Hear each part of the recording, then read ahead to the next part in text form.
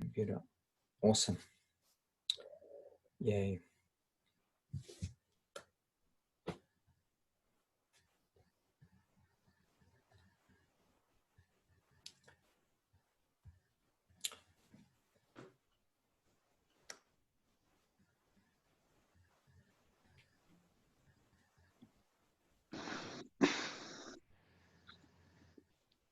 Yeah, Jenna, you can roll.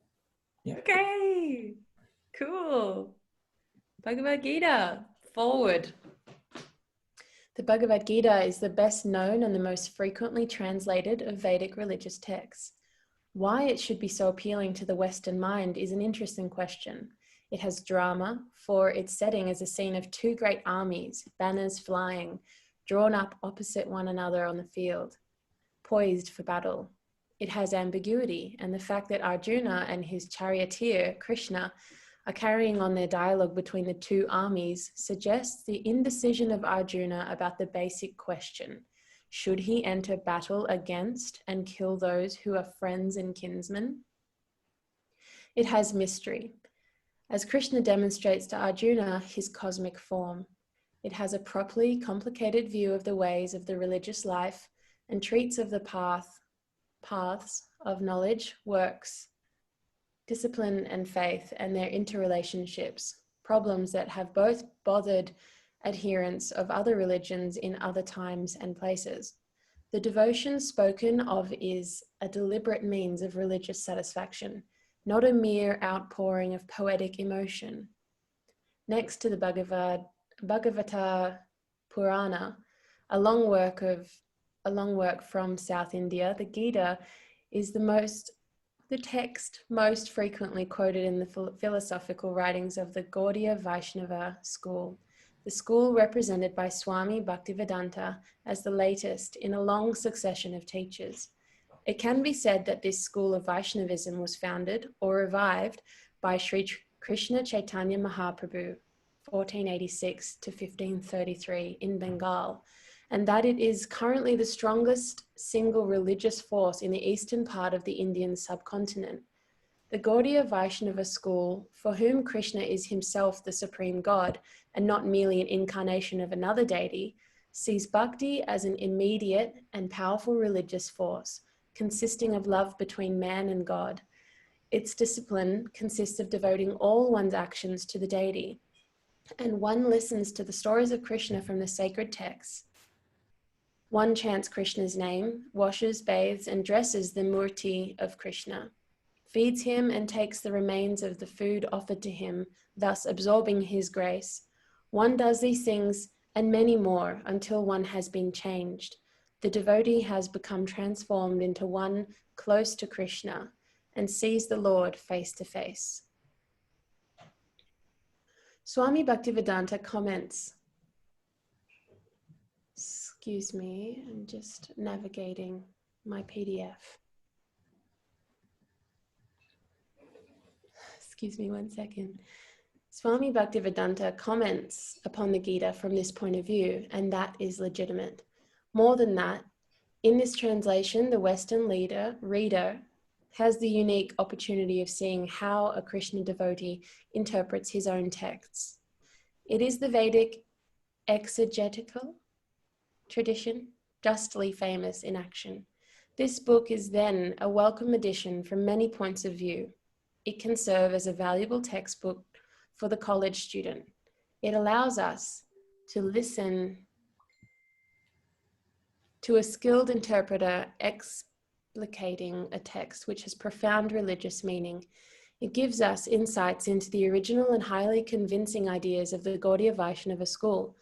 In providing the Sanskrit in both Devanagari and transliteration, it offers the Sanskrit specialists the opportunity to reinterpret or debate particular Sanskrit meanings, although I think there will be little disagreement about the quality of the Swami's Sanskrit scholarship. And finally, for the non-specialist, there is readable English and a devotional attitude which cannot help but move the sensitive reader. And there are the paintings, which incredibly, as it may seem to those familiar with contemporary Indian religious art, were done by American devotees. The scholar, the student of Gaudiya Vaishnavism, and the increasing number of Western readers interested in classical Vedic thought have been done a service by Swami Bhaktivedanta by bringing us a new and living interpretation of a text already known to many. He has increased our understanding manyfold, and arguments for understanding in these days of estrangement need not be made. Professor Edward C. Dimmock Jr., Department of South Asian Languages and Civilization, University of Chicago. So just one overview to this preface is that prior to Swami Maharaja Prabhupada's,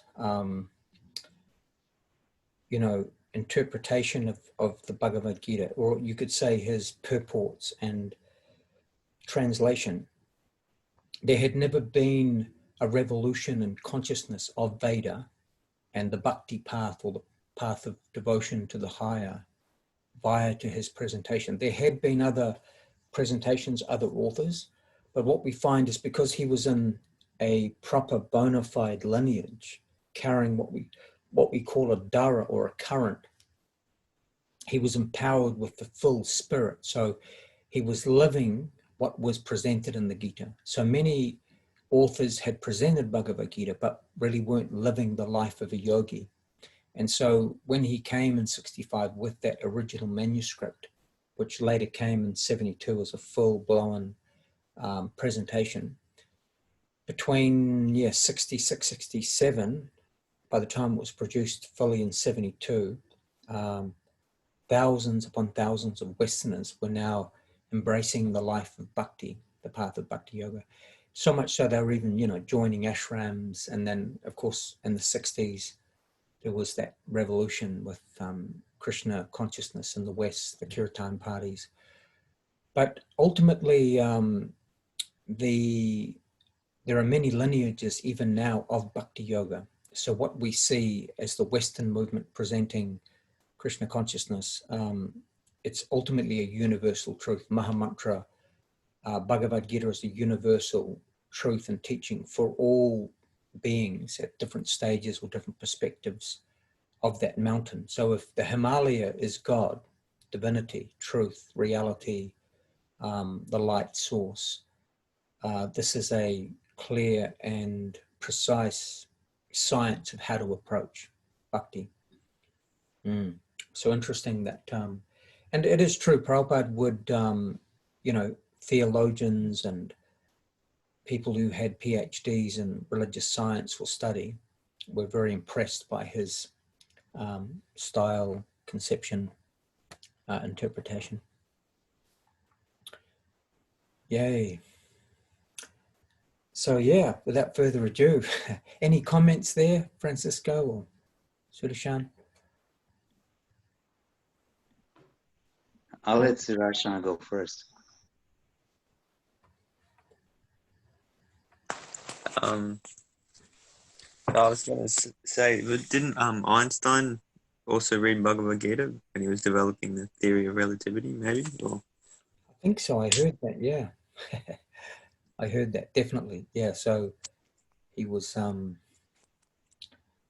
Many of these, many scientists, many people, because the Vedic, the Purana, and just the oceanic nature of the Vedic texts.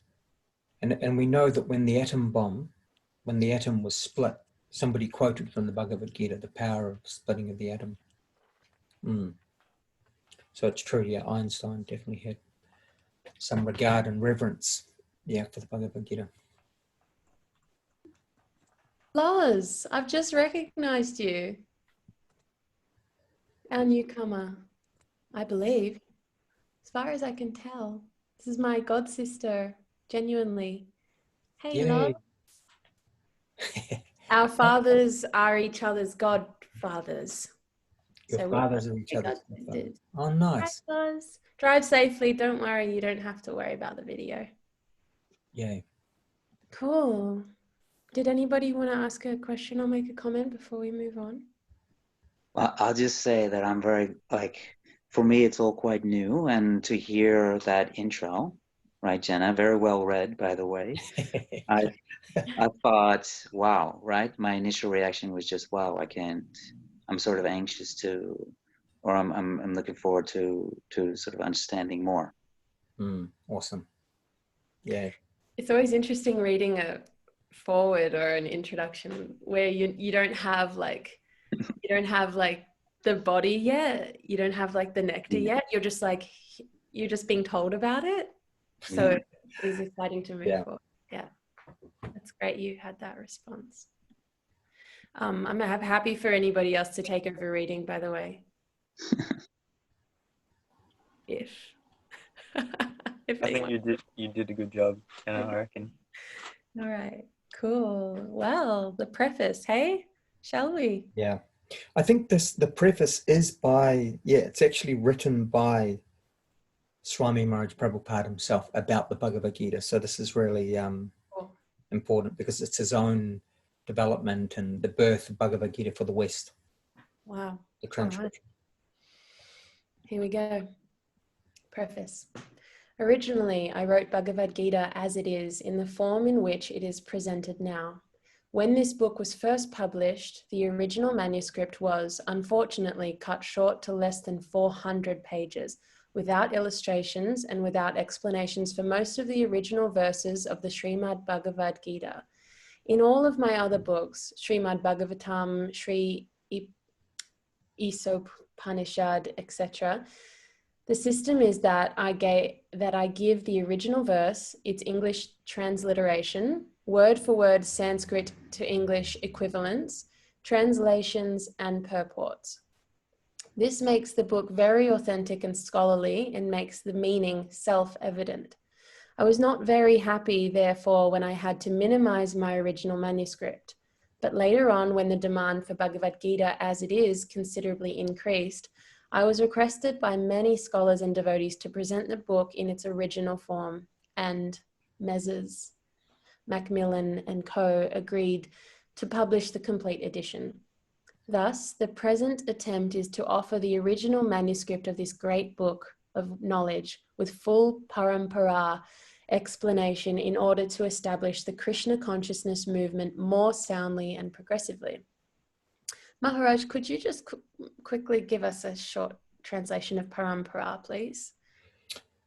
Right, of knowledge with full parampara explanation. So parampara is the unbroken line of gurus that, so like a living current, the tradition is handed down, known as lineages. You'll find in many of the great yoga systems, there are lineages. So the original powerhouse, and then it's handed down, the revelation will come either from the Supreme Being himself, like Krishna spoke to Arjuna. So parampara is a lineage of teacher students or guru disciples in an unbroken chain of knowledge. And also dara means the mystical potency of the tradition is carried from one teacher to the student and in succession all the way to the modern age. So you'll see that Prabhupada's own purports or explanations are coming from his own teachers. Great. Thank you. Our Krishna consciousness movement is genuine, historically authorized, natural, and transcendental due to its being based on Bhagavad Gita as it is.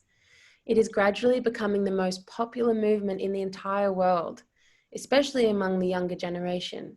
It is becoming more and more interesting to the older generation also. Older gentlemen are becoming interested, so much so that the fathers and grandfathers of my disciples are encouraging us by becoming life members of our great society, the International Society for Krishna Consciousness. In Los Angeles, many fathers and mothers used to come to see me to express their feelings of gratitude for my leading the Krishna Consciousness movement throughout the entire world. Some of them said that it is greatly fortunate for the Americans that I have started the Krishna Consciousness movement in America. But actually, the original father of this movement is Lord Krishna himself, since it was started a very long time ago, but is coming down to human society by disciplic succession. If I have any credit in this connection, it does not belong to me personally, but it is due to my eternal spiritual master, his divine grace, Om Vishnupada Paramahamsa Parivra Jakacharya 108 Sri Srimad Bhaktisiddhanta Sarasvati Goswami Maharaj Prabhupada. That's a long title. Wow, what a cool title. Mm. And, oh, cool, another page here. If personally I have any credit in this matter, it is only that I have tried to present Bhagavad Gita as it is without adulteration. Before my presentation of Bhagavad Gita as it is, almost all the English editions of Bhagavad Gita were introduced to fulfill someone's personal ambition. But our attempt in presenting Bhagavad Gita as it is to present the mission of the Supreme Personality of Godhead, Krishna. Our business is to present the will of Krishna, not that of any mundane speculator like the politician, philosopher, or scientist, for they have very little knowledge of Krishna, despite all their other knowledge. When Krishna says, Man mana bhava bad bhakto mad yaji mam namaskuru, etc., we, unlike the so-called scholars, do not say that Krishna and his inner spirit are different. Krishna is absolute, and there is no difference between Krishna's name, Krishna's form, Krishna's quality, Krishna's pastimes, etc. This absolute position of Krishna is difficult to understand for any person who is not a devotee of Krishna in the parampara, disciplic succession system. Generally, the so-called scholars, politicians, philosophers, and swamis, without perfect knowledge of Krishna, try to banish or kill Krishna when writing commentary on Bhagavad Gita. Such unauthorized commentary upon Bhagavad Gita is known as Mayavadi Bhasya, and Lord Chaitanya has warned us about these unauthorized men. Lord Chaitanya clearly says that anyone who tries to understand Bhagavad Gita from the Mayavadi point of view will commit a great blunder. The result of such a blunder will be that the misguided student of Bhagavad Gita will certainly be bewildered on the path of spiritual guidance and will not be able to go back home, go back to Godhead. Our only purpose is to present the Bhagavad Gita as it is in order to guide the conditioned student to the same purpose for which Krishna descends to this planet once in a day of Brahma, or every 8,600,000,000 years. This purpose is stated in Bhagavad Gita, and we have to accept it as it is. Otherwise, there is no point in trying to understand the Bhagavad Gita and its speaker, Lord Krishna. Lord Krishna first spoke Bhagavad Gita to the sun god some hundreds of millions of years ago. We have to accept this fact and thus understand the historical significance of Bhagavad Gita without misinterpretation on the authority of Krishna. To interpret Bhagavad Gita without any reference to the will of Krishna is the greatest offense. In order to save oneself from this offense, one has to understand the Lord as the Supreme Personality of Godhead, as he was directly understood by Arjuna, Lord Krishna's first disciple. Such understanding of Bhagavad Gita is really profitable and authorized for the welfare of human society in fulfilling the mission of life. The Krishna consciousness movement is essential in human society, for it offers the highest perfection of life. How this is so is explained fully in the Bhagavad Gita. Unfortunately, mundane wranglers have taken advantage of Bhagavad Gita to push forward their demonic propensities and mislead people regarding right understanding of the simple principles of life. Everyone should know how God or Krishna is great, and everyone should know the factual position of the living entities. Everyone should know that a living entity is eternally a servant, and that unless one serves Krishna, one has to serve illusion in different varieties of the three modes of material nature. And thus, perpetually, one has to wander within the cycle of birth and death. Even the so-called liberated Mayavadi speculator has to undergo this process. This knowledge constitutes a great science, and each and every living being has to hear it for his own interest. People in general, especially in this age of Kali, are enamored by the external energy of Krishna, and they wrongly think that by advancement of material comforts, every man will be happy. They have no knowledge that the material comforts, that the material or external nature is very strong. For everyone is strongly bound by the stringent laws of material nature. A living entity is happily the part and parcel of the Lord, and thus his natural function is to render immediate service to the Lord.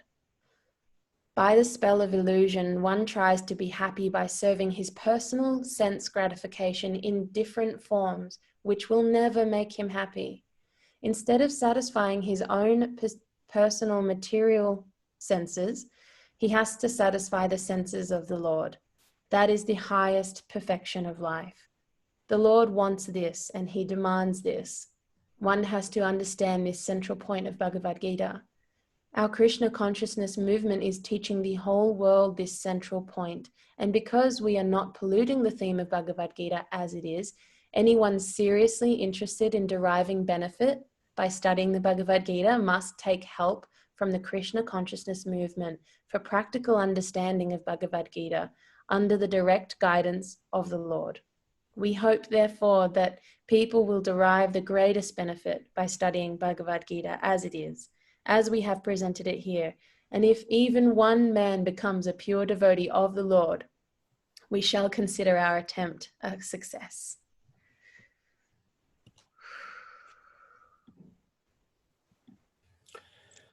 Jeez.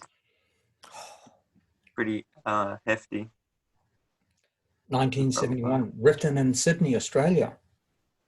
Just down the road from you fellas. Wow. Yeah. Well, up the road, actually. Hold on. Yeah, up from Up, Melbourne. down from Francesco.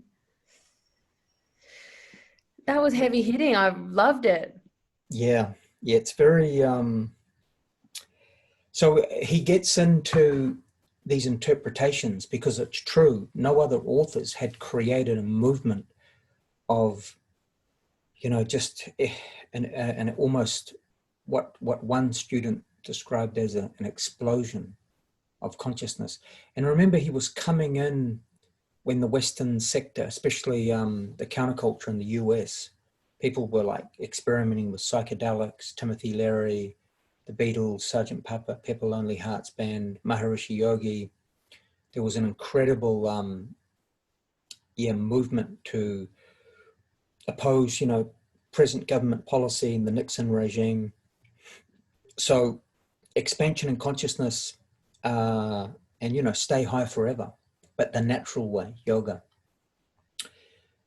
And of course, there are, the other aspects of the yoga system, but Bhagavad Gita, as we see, as we go through it, it'll explain different yoga systems.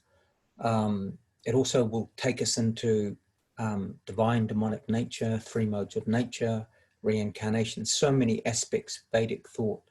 So that, the Westerners were completely blown away with this particular translation and interpretation, so much so that many of them dedicated their entire lives to conscious development, spiritual awakening, the path of enlightenment.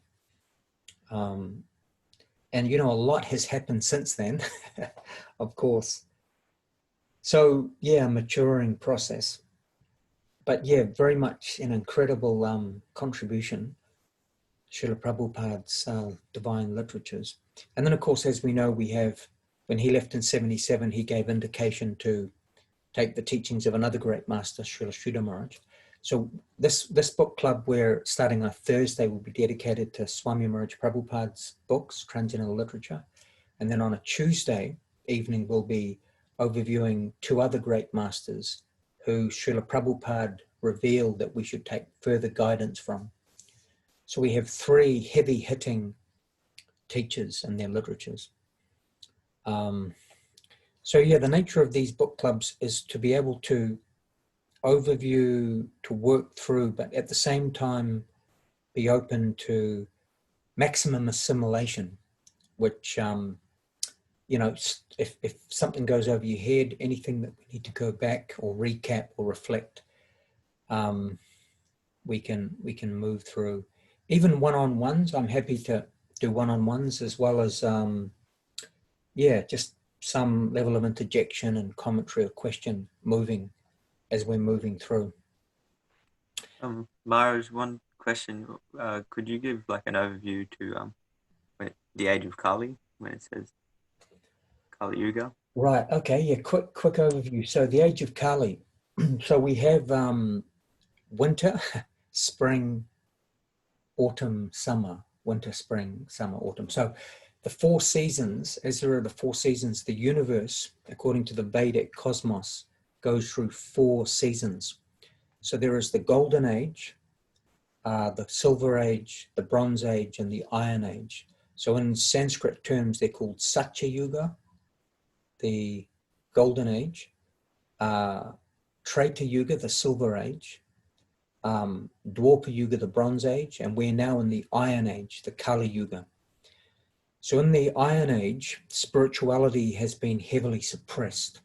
So the world is rampant with, you just need to look at the conspiracy theories that are floating around the planet at the moment. Things can get slippery, dark, power play is in full swing.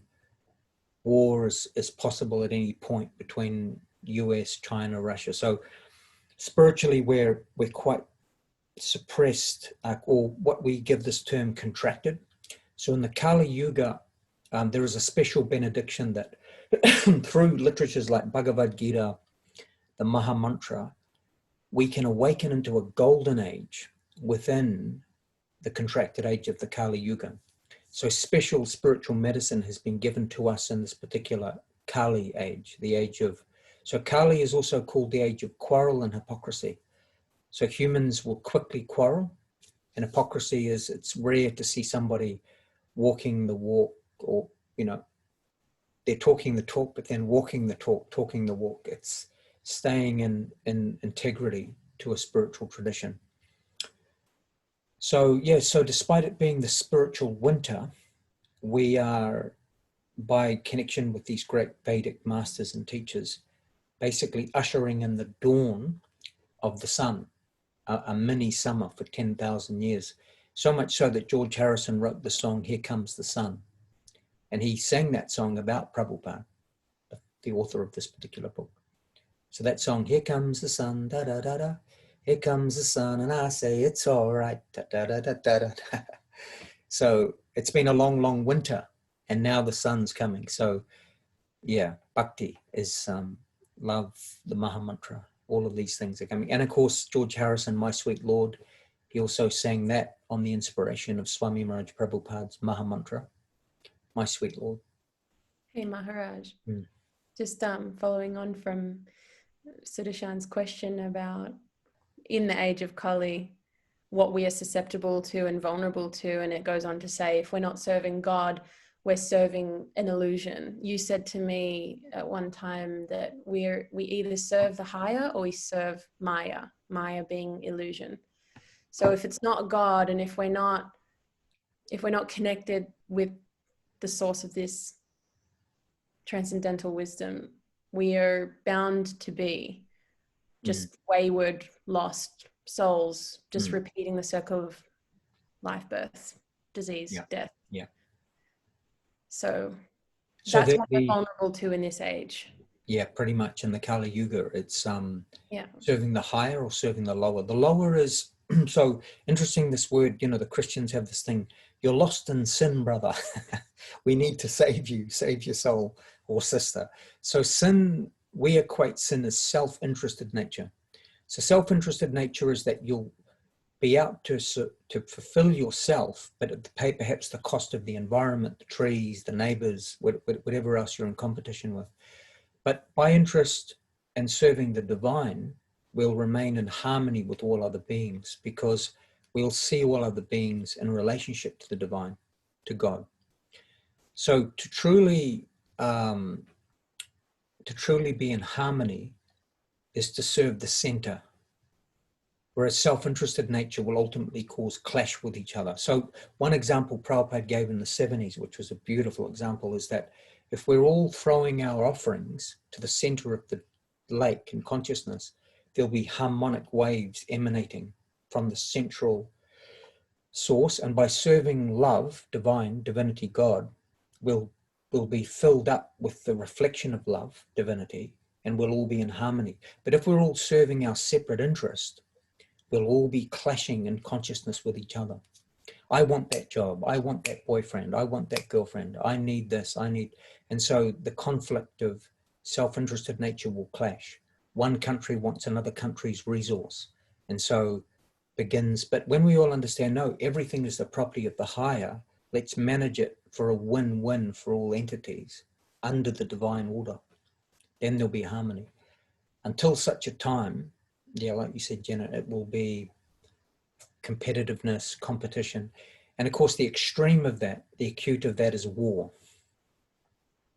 When the false construct, when the ego self wants power or resource, we've seen in history. Just take a look through your history books. It's horrendous, actually. So the Bhagavad Gita is to help us come out of the dark ages, dark consciousness, into the enlightened, golden consciousness, the harmonic, divine harmony, rather than again repeating the old system of divide, conquer. So bhakti is unity, diversity. False construct, the Kali Yuga influence is divide, conquer. Beautiful, thank you for that explanation. Yeah. So we have about 20 minutes, just less, a little under than 20 minutes if we stick to schedule tonight to end at 6:30. Would you like to start the introduction and have a little space for a discussion before we? Yeah, that'll be nice. All right, so maybe I could read a little here. Unless, Dale, do you feel inspired? I'm just looking at, there is quite a bit of Sanskrit coming up. So listen, I could read, and then I'll read for say 5-10 minutes, and then we can stop and then do a final reflection on the next few points. But if any other questions come up in regard to what we've just discussed, feel free to throw them in before we close. Far away. Yeah. So introduction. We're going into some Sanskrit here. Om Magyana Tamarandasya Kinanjana Shalakaya Chakshun Malatam Jaina Tasmai Shri Gurave Namaha Shri Chaitanya Manobishtam Stapitam Yena Bhutale Swayam Rupakadamayam Dadati Sva Padantikam. I was born in the darkness of ignorance, and my spiritual masters opened my eyes with the torch of knowledge. I offer my respectful obeisances unto them, or unto him.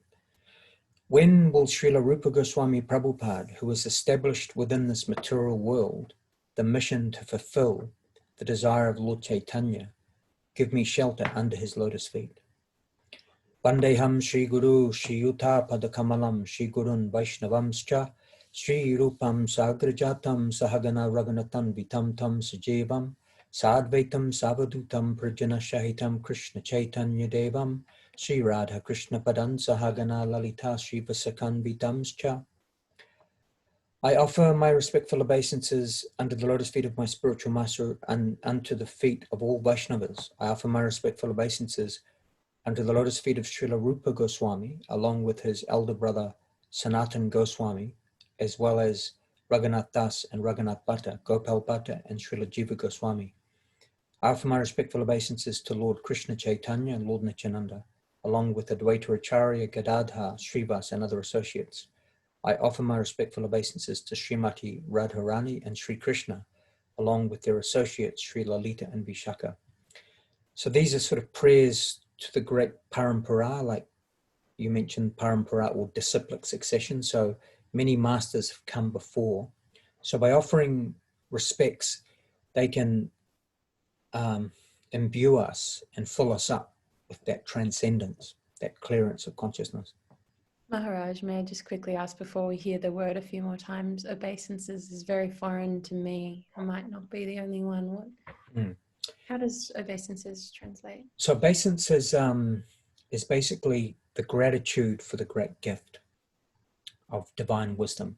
So for instance, when divine intelligence is given to us, we have the ability to discern between what's progressive and what's regressive, what's higher, what's lower. So it's giving us, the world gives us material intelligence. The great masters are giving us the spiritual intelligence, revealing. And one other thing, which of course I always must bring this into every Sangha, is bhakti is not a conversion, but an awakening of what already exists within us. This is why when the Westerners heard this great wisdom, something deeply resonated, because it's not a conversion. Actually, Vedic knowledge exists within every conscious entity, but it's covered, it's sleeping. So that this great knowledge is shaking and removing that which already exists within us. This is why it's very mystical. So again, not a conversion, but an awakening of all what already exists. Interesting. So obeisance, yeah, gratitude and thanks. Yay. Like that. Hey Krishna Karuna Sindhu Dina Bandhu Jagatpate Gopisha Gopika Kanta Radha Kanta Namostate. Oh my dear Krishna, you are the friend of the distressed and the source of creation. You are the master of the gopis and the lover of Radharani. I offer my respectful obeisances unto you. Tapta Kanchana Gaurange Radhe Vrindavaneshware Vrishabhanu Sutta Devi Pranamami Hari Priye. I offer my respectful obeisances to Radharani, whose bodily complexion is like molten gold, and who is the queen of Vrindavan. You are the daughter of King Vrishabhanu, and you are very dear to Krishna. So one quick overview, because these prayers are giving obeisances. The Vedic conception of God is a couple. It's not masculine like the patriarchal Christian conception. It's both divine feminine, divine masculine. So in the Vedic conception, God is a couple. The Supreme Personality of Godhead, Radha Krishna. So all life forms are both feminine, masculine, all the way, every life form. So they originate from an original divine couple. So Christian idea, we are made in the image of the divine. So Radha Krishna are looking human, but not human, supreme. Vancha kalpatarubhyascha kripasundabhyevacha patitanam pavanabhyo vaishnavebhyo namo namaha. I offer my respectful obeisances unto all the Vaishnav devotees of the Lord, who can fulfill the desires of everyone, just like desire trees, and who are full of compassion for the fallen souls. So obviously, as you awaken with great wisdom, you want to share and be compassionate and say, hey, do you know about this great truth? You're a spiritual entity, you don't have to die. So naturally, compassion is there for others to help them come into their potential. Sri Krishna Chaitanya Prabhu Nityananda Sri Advaita Gadadha Srivasari Gaura Bhaktavrinda. I offer my obeisances unto Sri Krishna Chaitanya, his brother Prabhu Nityananda Sri Advaita Gadadha Srivas, and all others in the line of devotion. Hare Krishna, Krishna Krishna, Hare Hare, Hare Rama, Rama Rama, Hare Hare. Bhagavad Gita is also known as Gita Upanishad. It is the essence of Vedic knowledge and one of the most important Upanishads in Vedic literature. Of course, there are many commentaries in English on the Bhagavad Gita, and one may question the necessity for another one. This present edition can be explained in the following way. Recently, an American lady asked me to recommend an English translation of Bhagavad Gita. Of course, in America, there are so many editions of Bhagavad Gita available in English. But as far as I have seen, not only in America, but also in India, none of them can be strictly said to be authoritative, because in almost every one of them, the commentator has expressed his own opinions without touching the spirit of Bhagavad Gita as it is. The spirit of Bhagavad Gita is mentioned in Bhagavad Gita itself. It is just like this. If we want to take a particular medicine, then we have to follow the directions written on the label. We cannot take the medicine according to our own whim or the direction of a friend. It must be taken according to the directions on the label or the directions given by a physician. Similarly, Bhagavad Gita should be taken or accepted as it is, directed by the speaker himself. The speaker of Bhagavad Gita is Lord Sri Krishna. He is mentioned on every page of Bhagavad Gita as the Supreme Personality of Godhead, Bhagavan. Of course, the word Bhagavan sometimes refers to any powerful person or any powerful demigod. And certainly here, Bhagavan designates Lord Sri Krishna as a great personality. But at the same time, we should know that Lord Sri Krishna is the supreme personality of Godhead, as is confirmed by all great acharyas, spiritual masters like Sankaracharya, Ramanujacharya, Madhvaracharya, Nimbaka Swami, Sri Chaitanya Mahaprabhu, and many other authorities of Vedic knowledge in India.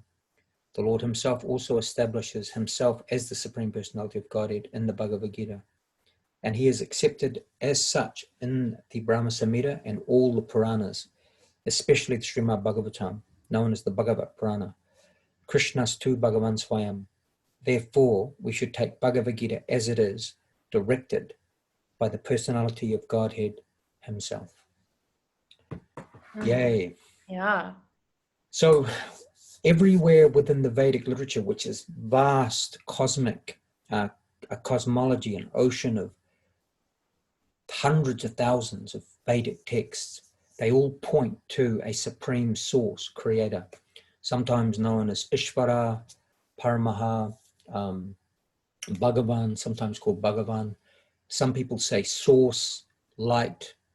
You know, you'll see Westerners going, oh, you know, the universe is arranging this, giving me a download. So the source of the universe, the supreme entity.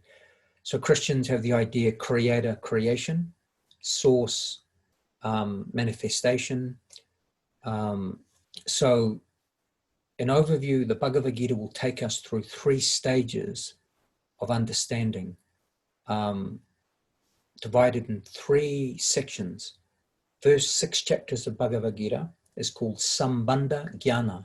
Sambandha means how to view our relationship with each other, with the phenomena of nature and the source supreme. So a relationship of who we are, what is nature and what is the supreme. That's the first 6 chapters. The second 6 chapters is the method of approach to transcendence, to enlightenment.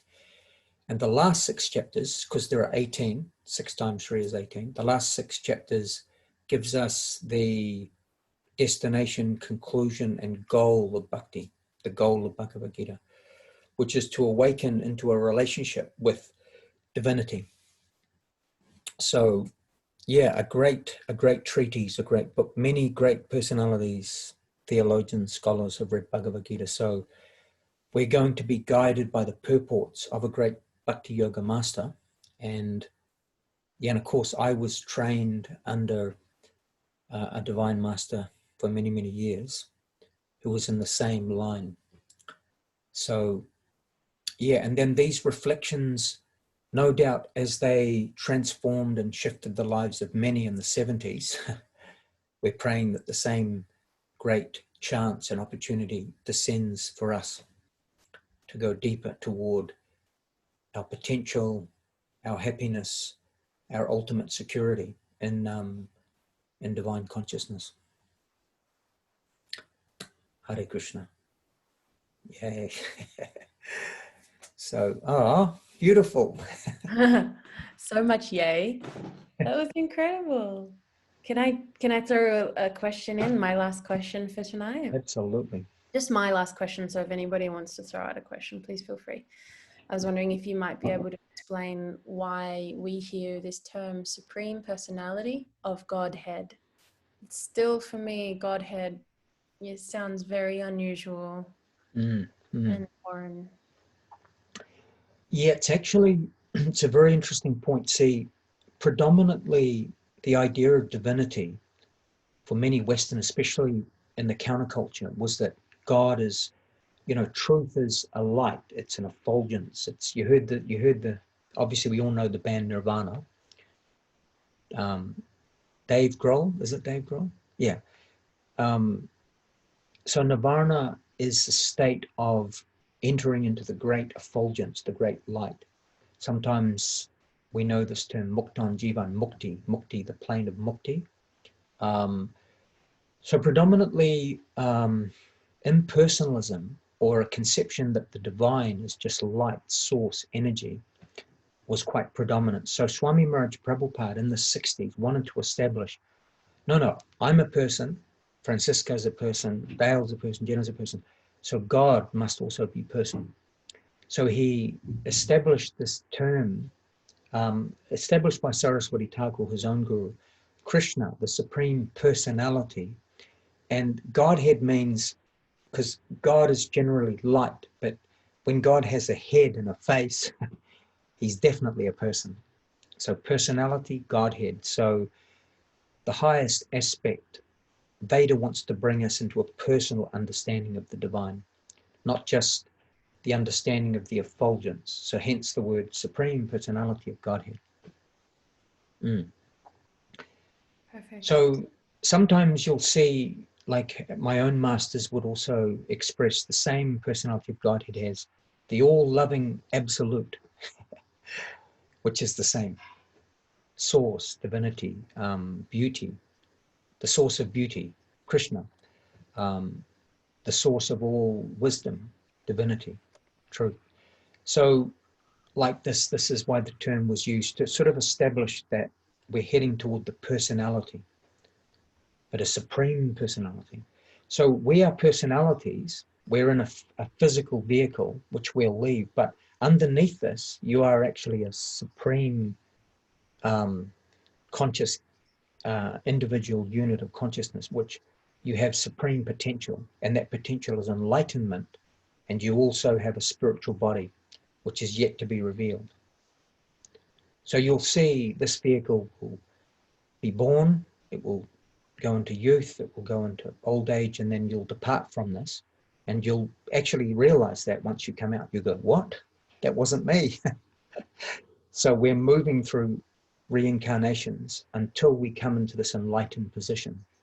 So in other words, bhakti is trying to awaken the real you within, the spiritual you, which never dies.